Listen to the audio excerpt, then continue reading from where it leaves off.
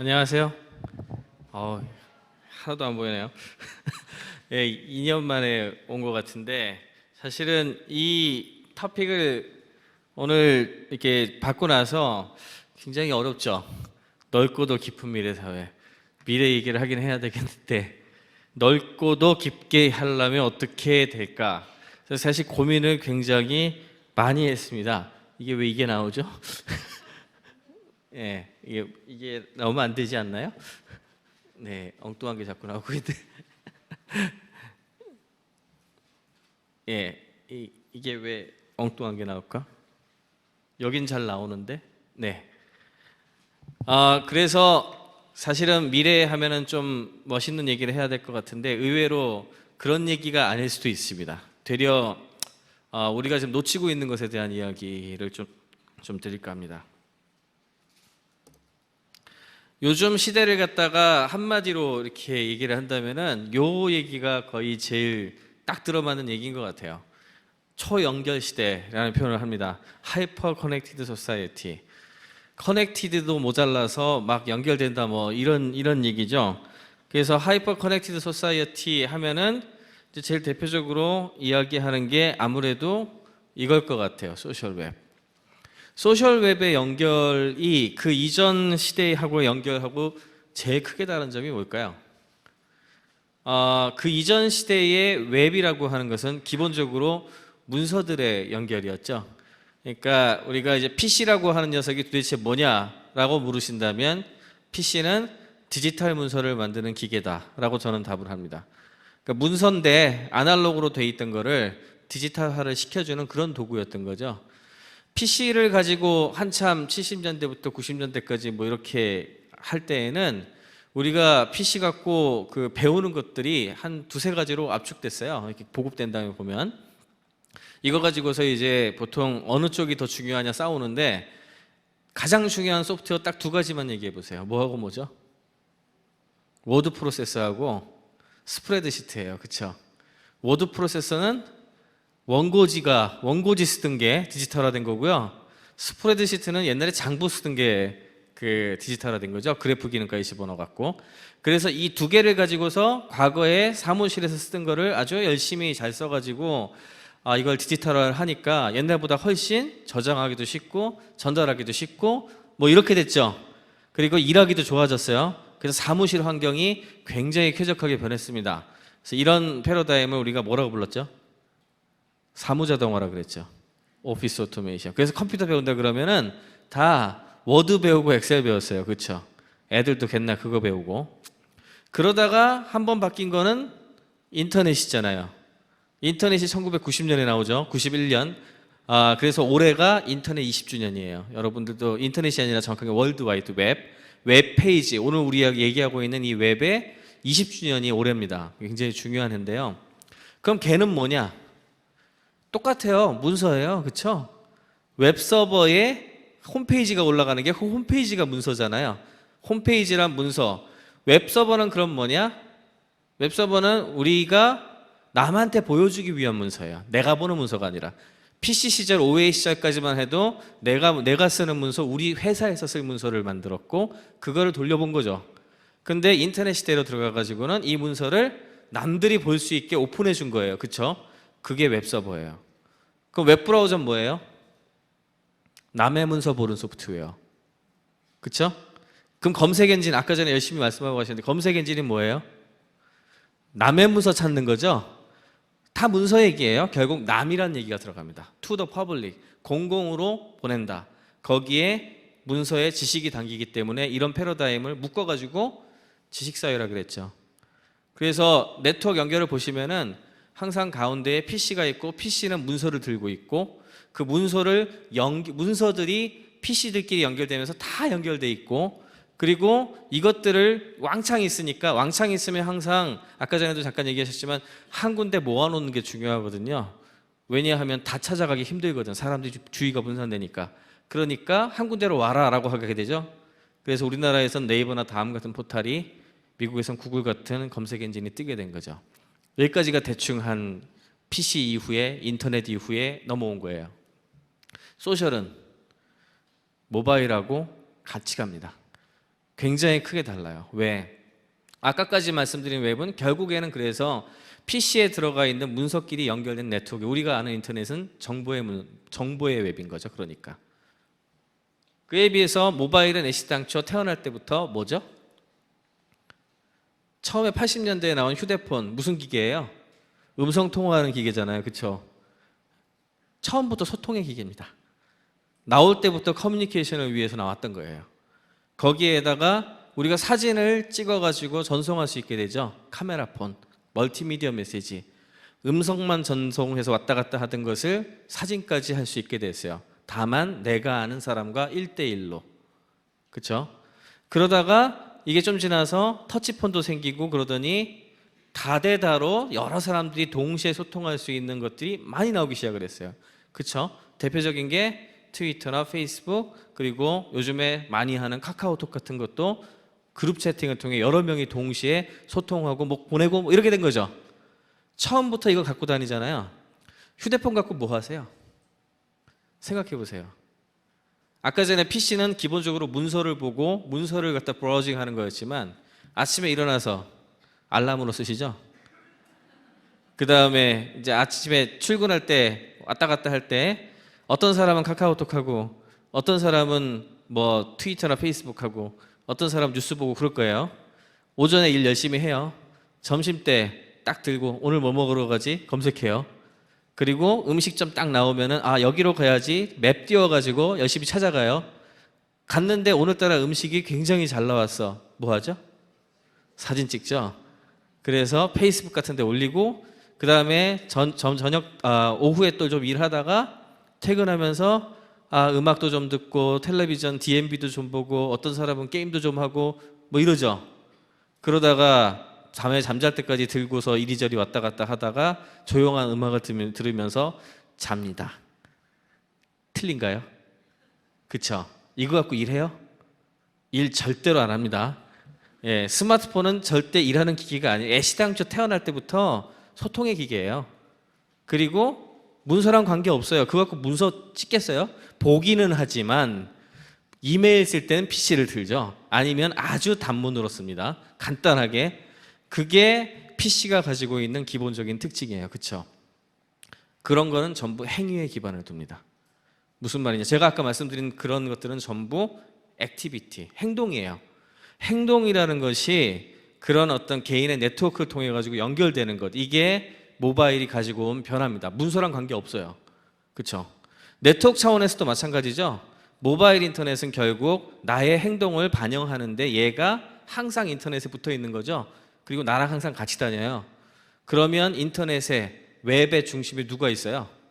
이 기계가 연결되어 있는 거지만 PC는 저기 문서가 연결되어 있는 거고 결국 내가 연결되어 있는 것과 똑같죠. 그러니까 소셜웹이 된 거죠. 이까지가 지금까지 스토리예요. 대략 지금 그래서 소셜웹의 시대다. 소셜웹은 그래서 중요한 게 문서는 아무리 뭉쳐도 액티비티를 안 해요. 지식이니까. 아고라에 글 아무리 잔뜩 써도 물론 이제 그걸 보는 사람은 움직일 수 있겠지만 걔가 어떻게 되진 않거든요.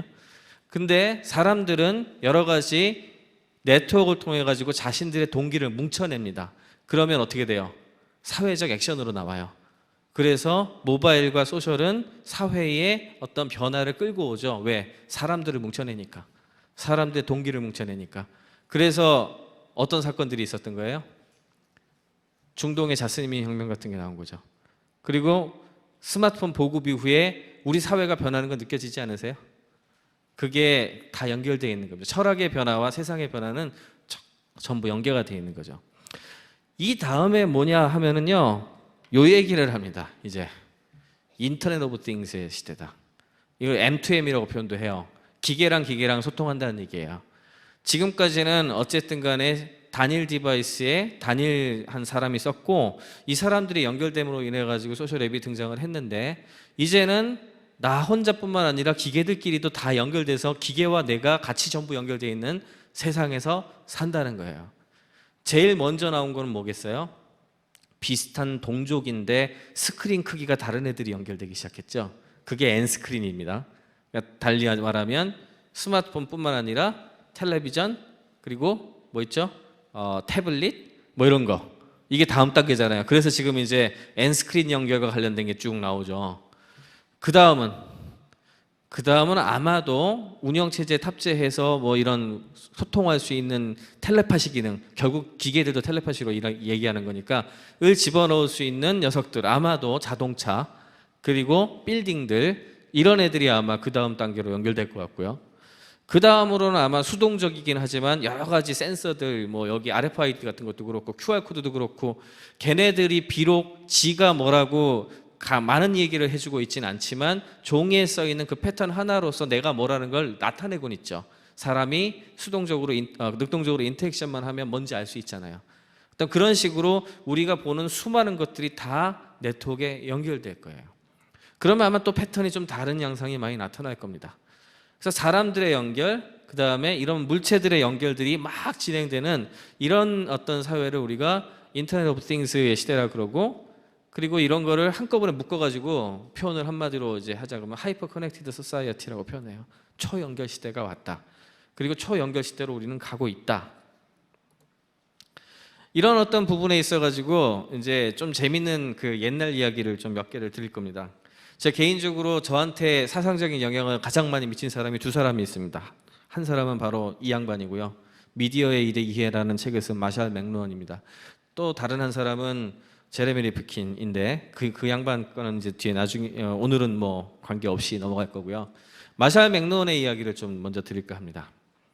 마샬 맥루언은 뭐라 그랬냐면은요, 인간은 기술적인 형태로 확장이 가능한 개체다, 이렇게 표현을 했어요. 사람이 어떻게든 확장할 수 있다는 거예요. 인간이 기술을 지속적으로 포용하게 된다면 결국 인간 능력이 확장되는 것과 같다. 우리가 휴대폰과 항상 같이 다니면서 어찌 보면 슈퍼맨 또는 슈퍼휴먼, 내가 옛날에 가지고 있지 못했던 그런 능력을 가지게 된 어떤 그런 걸로 본 겁니다. 근데 이때 이 책이 언제 나왔는지 아시는 분 계세요? 읽어보신 분? 꼭 읽어보세요.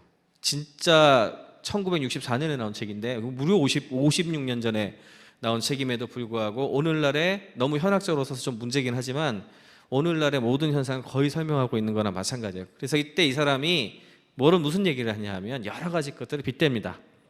자동차는 뭘까요? 인간 발의 확장으로 봅니다. 인간의 발이 확장을 했다. 그럼 의류는 뭐겠어요? 옷. 인간의 피부가 확장한 걸로 봤어요. 우리 외부에서의 어떤 감염이라든지 이거 다 막아주죠. 그 다음에 집은요, 집도 의류, 그러니까 인간의 피부가 좀 더 크게 확장한 걸로 봤고, 그 뒤에 역사학자 한 사람은 성까지 얘기를 합니다. 성까지. 사람들이 커뮤니티로 묶여서 바깥에 보호막을 치는 어떤 그런 형태. 그럼 미디어는요, 우리가 아는 일반 미디어는 중추신경의 확장으로 봅니다. 중추신경, 신경계의 확장. 확성기와 마이크, 지금 여기 쓰고 있는 뭐겠어요? 예, 성대의 확장으로 봤어요. 그러니까 결국은 뭐냐 하면은 기술이라는 것이 인간과 상호작용을 하면서 인간을 확장시키는 역할을 한다는 어떤 그런 이야기를 쓴 거예요. 굉장히 감동적이죠? 아닌가요? 너무 단순하지만 감동적인, 그리고 명확한 미래에 대한 메시지를 전달해 준 거예요. 여기까지 얘기를 하면은 아까 넓게 연결 뭐 아주 그런 거에 대해서는 잘 얘기가 된 것 같은데, 그럼 스마트폰은 여러분들 한 사람 한 사람을 슈퍼 휴먼으로 만들어주기 위해서 여러 가지 노력을 하고 있는 내 손 안의 아바타입니다. 저는 그렇게 정의를 해요. 근데 여기서 이제 약간 좀 걱정되는 이야기를 좀 해보겠습니다. 나르시스의 비밀, 나르시스 아시죠?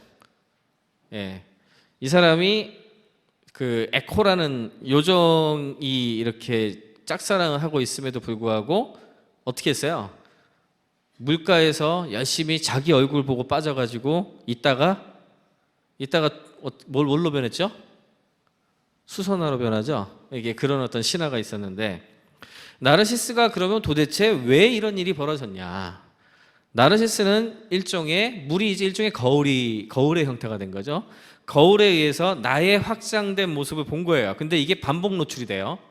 반복 노출이 되니까 이 사람이 감각마비 상태에 빠진 거예요.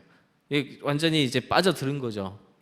일상적으로 이런 기술을 사용하게 되면은 나르시스처럼 무의식적으로 감각이 마비되거나 무디어지거나 마비를 일으키게 될지도 모른다 라고 마샬 맥루언이 나르시스에 대해서 쓰면서 글을 썼었어요. 근데 가만히 보면 진짜 그런 것 같아요. 요즘 보면은 자기 집 전화번호 말고 그 친구들 번호까지 다 외웠는데 요즘 그 기억하는 분 계세요? 없죠.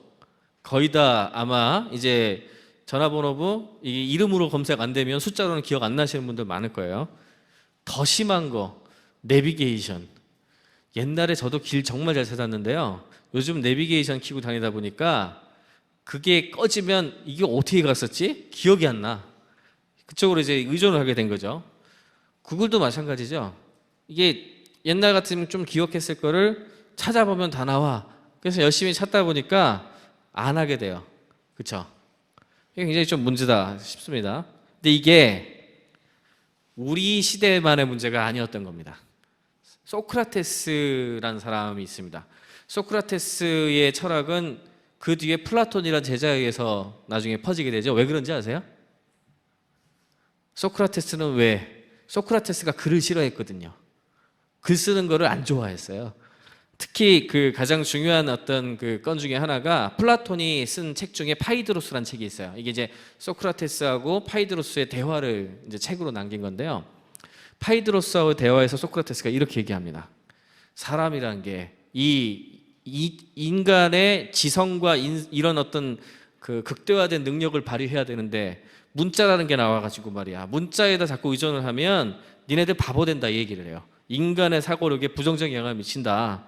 문자가 인간의 기억력을 대체할 거고 글쓰기가 인간을 피상적인 사고만 하게 만들 거다. 그러니까 진정한 행복과 지혜로 향할 수 있는 기회를 빼앗을 것이다. 이렇게 얘기했어요. 무려 몇천 년 전에. 틀린 말 아니잖아요. 이게 스콜라 학파 있었던 사람들이 다 이 얘기를 했어요. 그래서 논쟁하고 이야기하고 기억하고 뭐 이런 건 좋아했는데 아무도 글을 안 남겨요. 그래서 여기까지 지금까지 남아오는 게 없는 거예요. 그래서 플라톤은 이걸 적어냈죠. 소크라테스가 무시했던 건 뭐죠? 축적될 수 있다는 걸 무시한 거죠. 사실은 그로 인해 가지고 문자가 우리 세계를 변화시키는 긍정적인 변화에 대한 것들을 많이 놓쳐버린 겁니다. 이 굉장히 오늘날 우리가 얘기하는 거랑 비슷하지 않으세요? 지금 이 얘기는 수천 년 동안 우리가 해오고 있는 이야기입니다. 달리 보면 오늘날 이와 관련된 문제 제기를 갖다 가장 많이 했던 사람은 바로 이 사람이에요. 니콜라스 카. 그래도 어쨌든 받아들일 수 있는 부분은 굉장히 많은 것 같습니다. 생각하지 않는 사람들이라는 책을 통해 가지고 이 양반 이제 서울 디지털 포럼 했을 때 저하고 논쟁도 좀 했었던 사람인데 이렇게 얘기를 했죠. 디지털 테크놀로지가 우리 인간의 뇌를 자꾸 바꾸고 있다. 그리고 우리들이 생각하는 능력을 자꾸 퇴보하게 만든다.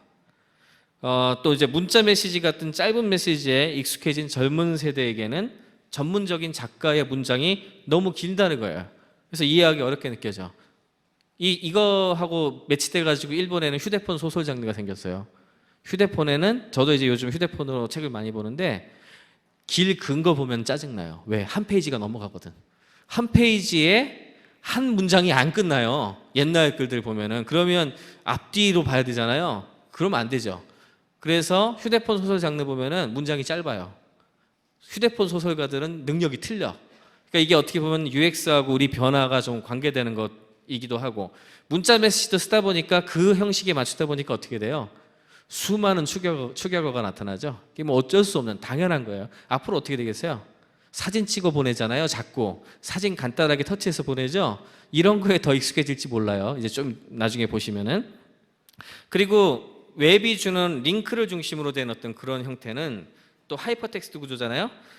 종이로 인쇄돼서 본 것보다 인지적인 이해도의 깊이를 떨어뜨립니다. 아까 앞에 이 얘기를 제가 어떻게 보면은 조금 반복할 수밖에 없는 게 스캐닝을 하게 돼요. 사람들이 그거를 책은 그래도 보통 읽거든요. 근데 사람들이 눌러서 가야 된다는 선입견이 있기 때문에 이게 그 내용을 받아들이기보다는 이 사람의 뇌가 적응을 해가지고 이렇게 스크롤링해서 스캐닝을 해버립니다. 우리 뇌가 거기 적응한 거예요. 그렇죠? 이게 니콜라스 카가 한 얘기입니다.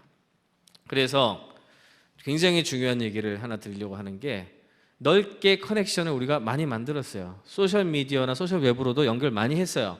근데 웹이 만들어낸 이런 연결이 과연 인간의 것이냐 한번 생각해 볼 문제죠.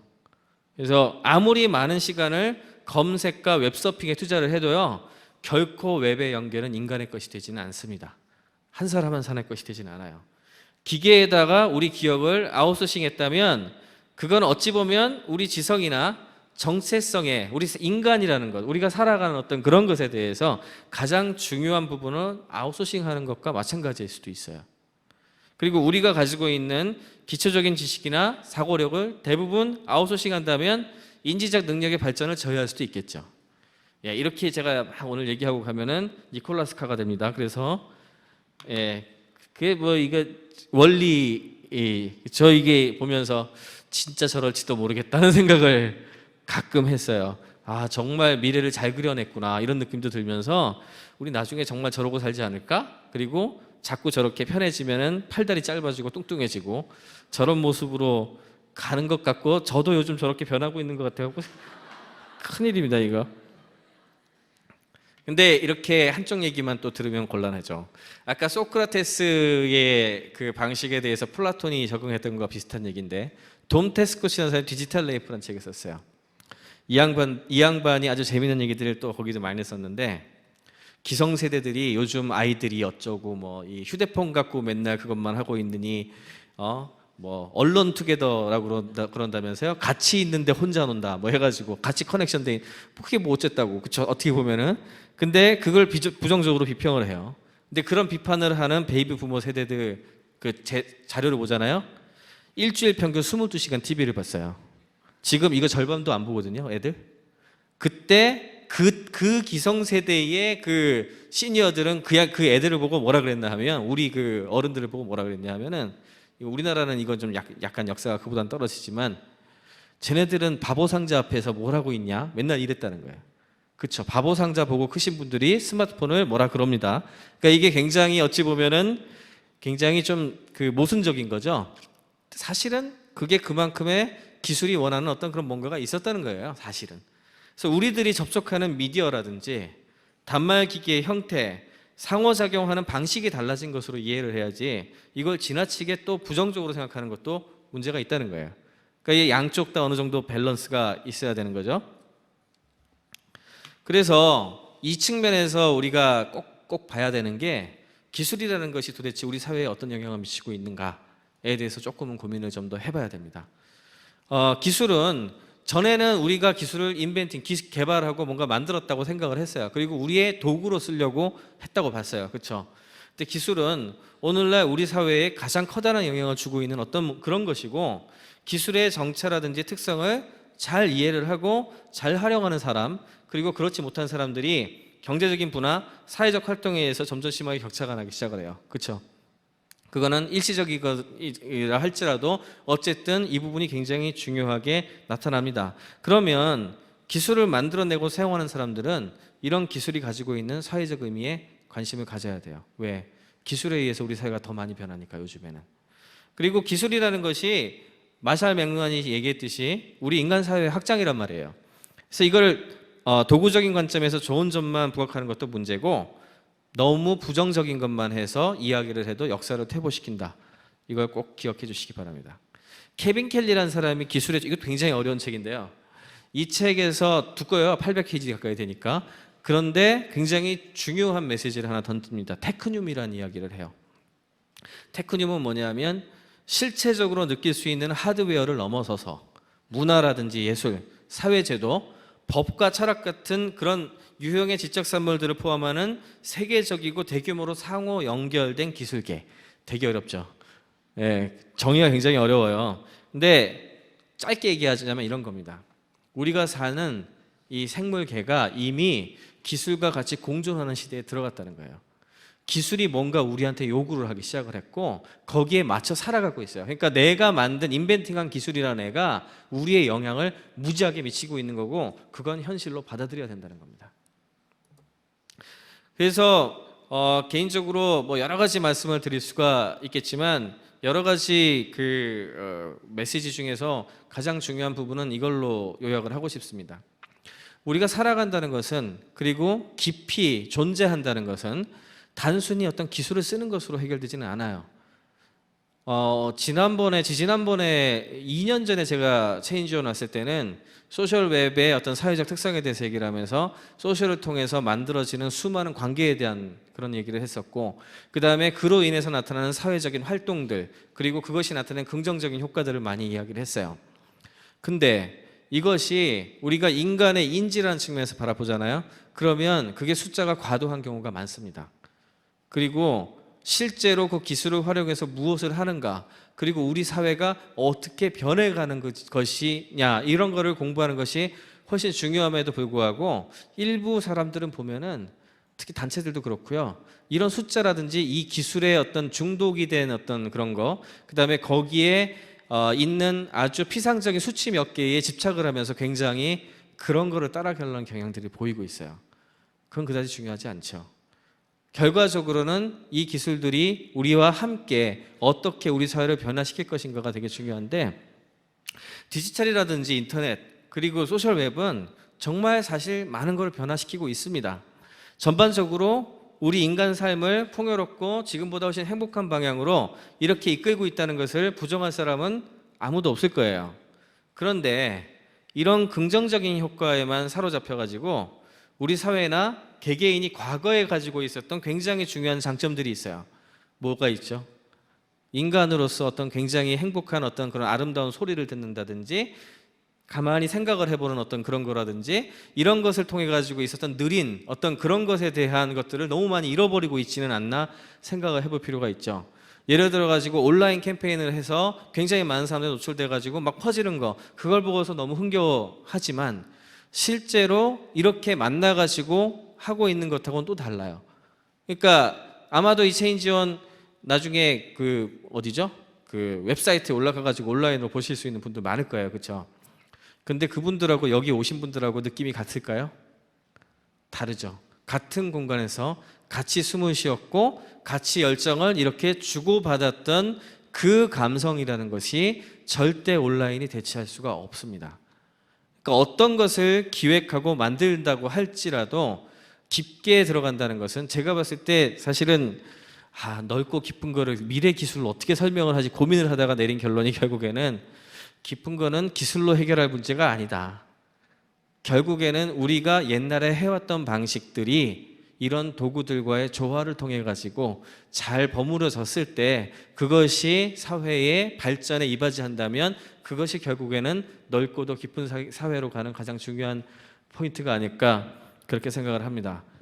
마지막 메시지를 하나 드리자면, 다행히 최근에 그 복귀가 되셔가지고 다시 한다고 그래서 다행인데, 지금 최근의 사회 변화에 있어가지고 가장 중요하게 생각해야 되는 철학을 저는 중용이라고 생각을 해요. 동양 철학에서 중용이죠. 어떤 측면에서는 최근과 같이 바쁘게 변해가는 그런 사회에서 동양 철학의 고전들이 각광을 받고 중용의 미덕이 이렇게 떠오르는 게 우연한 게 아니에요. 빠르고 편리한 도구들의 장점은 누리지만, 그렇지만 느리고도 진중했던 아날로그적인 삶과 감성을 잃지 않는 그런 균형 감각을 디지털 시대를 살아가는 우리가 잃지 말아야 되고요. 아주 구체적인 저걸 드린다면, 일주일에 한 번은 진짜 도서관을 가는 거예요. 책을 페이퍼백 책을 가진다든지, 아니면은 한 번쯤은 가끔 시간을 내서 같이 산책을 하는 어떤 그런 여유를 가진다든지, 이런 것들이 같이 결합된 첨단 온라인 기업, 그런 어떤 액티비티가 굉장히 우리 삶을 더 풍요롭게 할 겁니다. 중용의 그 메시지에 대해서 혹시 알고 계세요? 저도 그렇게 대단하게 잘하는 사람은 아니지만, 중용이 공자가 썼을 때 지와 인이 합일이 되는 데가 중용이라고 얘기하죠. 아는 것을 중시하게 되면 도구적인 형태로 가게 돼 있고, 착함과 선함을 너무 지나치게 가져가게 되면 그 깊이가 떨어지게 돼 있다라고 되어 있죠. 이 두 개를 같이 엮어냄으로 인해 가지고 보통 인이라는 것은 나쁜 것을 하지 않도록 하는 어떤 그런 철학이고, 지가 있으면 좋은 것을 더 잘할 수 있게 됩니다. 그러니까 이 두 가지가 같이 결합이 됐을 때 중용이라는 것을 말을 할 수 있듯이, 우리도 디지털과 아날로그를 잘 결합을 해서 넓으면서도 깊은 그런 사회적 활동을 할 수 있도록 했으면 좋겠습니다. 감사합니다.